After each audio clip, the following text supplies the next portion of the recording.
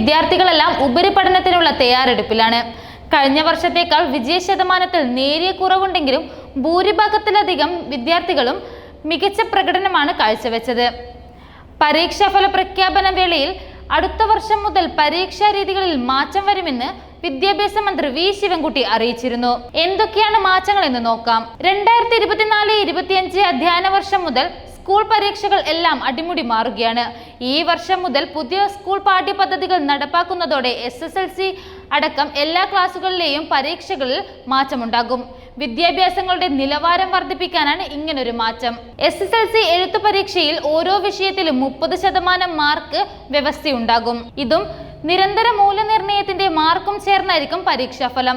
തികച്ചും മൂല്യനിർണ്ണയത്തിലും മാറ്റങ്ങൾ കൊണ്ടുവരും.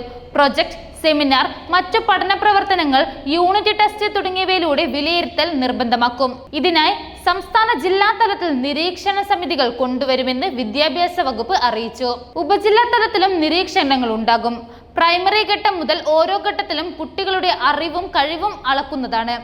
LSS, USS പരീക്ഷയിലും ചോദ്യാവലി പരിഷ്കരിക്കും. 2021 നാഷണൽ അച്ചീവ്മെന്റ് സർവേയിൽ സ്കൂൾ വിദ്യാഭ്യാസത്തിനുള്ള ഭൗതിക സാഹചര്യങ്ങളിൽ കേരളം മുന്നിൽ എത്തിയെങ്കിലും പാഠ്യകാര്യങ്ങളിൽ 18ാം സ്ഥാനത്തിലേക്ക് പിന്തള്ളപ്പെട്ടു.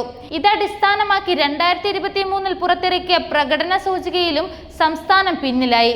എഴുതാനും വായിക്കാനും അറിയാത്ത ഏറെ കുട്ടികൾ ഉണ്ടെന്നും ഗണിതത്തിലും പിന്നോട്ടാണെന്നും ഈ സർവേകൾ വെളിപ്പെടുത്തി. 3, 6, 9 ക്ലാസുകളിലെ കുട്ടികളുടെ പഠന നിലവാരം വിലയിരുത്താൻ ഈ വർഷം നവംബർ മുതൽ നാഷണൽ അച്ചീവ്മെന്റ് സർവേ നടക്കും. പഠന നിലവാരം ഉയർത്താനാണ് സംസ്ഥാന സർക്കാരിന്റെ തീരുമാനം. ഇനി മുതൽ CBSE, ICSE പരീക്ഷകളിലടക്കം എല്ലാ എഴുത്തു പരീക്ഷയിലും 35% മാർക്ക് വേണം.